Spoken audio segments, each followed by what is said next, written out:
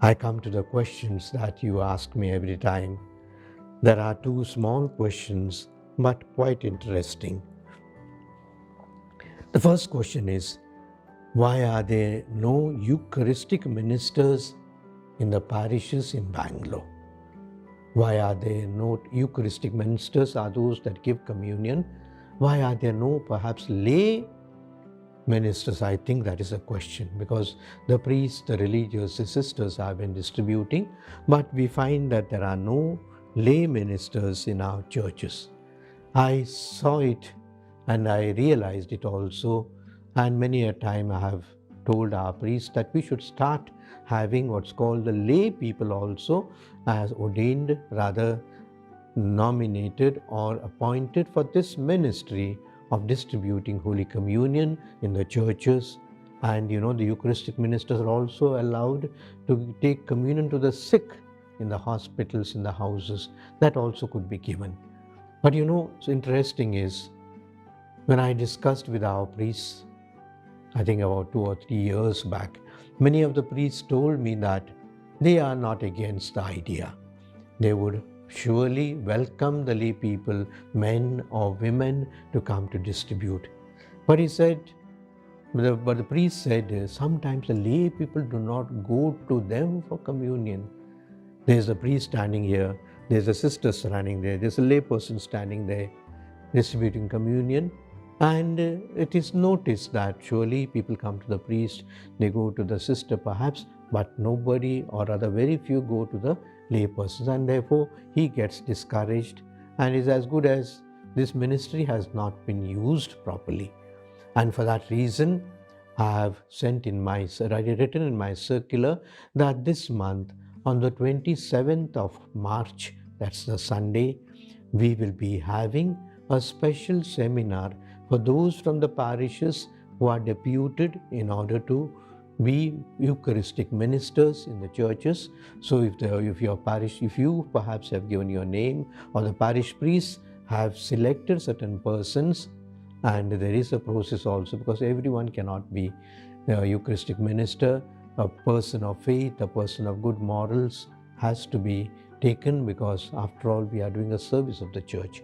So therefore the parish priests will send the names to us. On 27th of March we will be having this course for the Eucharistic ministers. After that we commission them by introducing them to the parishes from where they have come, that these are the Eucharistic ministers who will help the parish priest in the distribution of communion, and perhaps even depute them to go and give communion to the sick.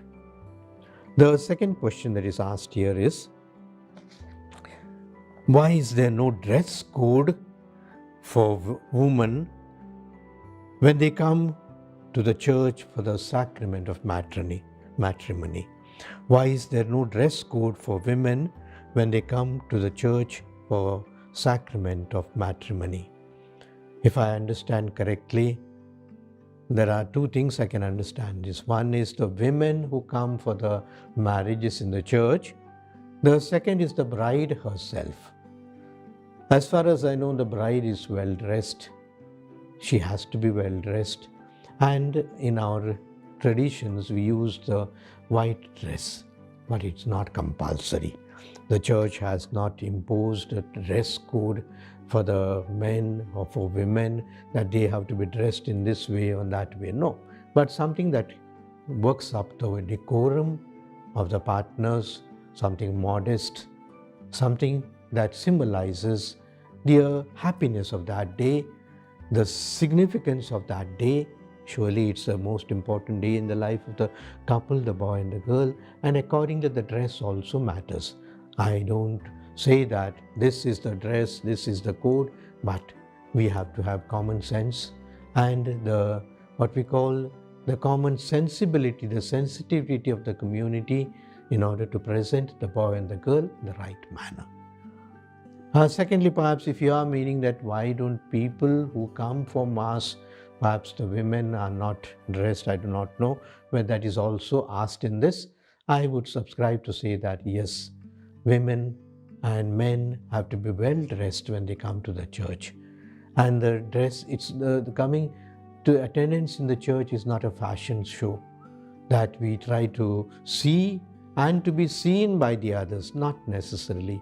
We come to see God, and God sees us. And therefore, if I am to be presented to the people, I have also to present myself well. And therefore, the modesty part is very, very important for us to say that I have to be modestly dressed. I should not be a distraction for the people when I come for Mass. Many a times it does happen when some men or women come not dressed fully, or perhaps in a manner that is expected of them, the people start looking, the people perhaps get distracted.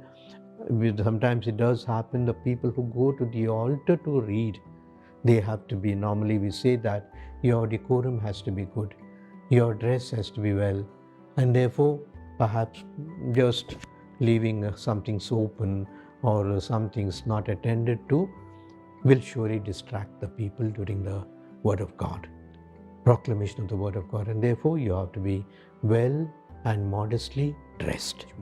So my dear friends, I leave it at this. May it be a good week for you as we go week after week in the Lenten season, walking towards Easter, the glory of Jesus Christ. Thank you.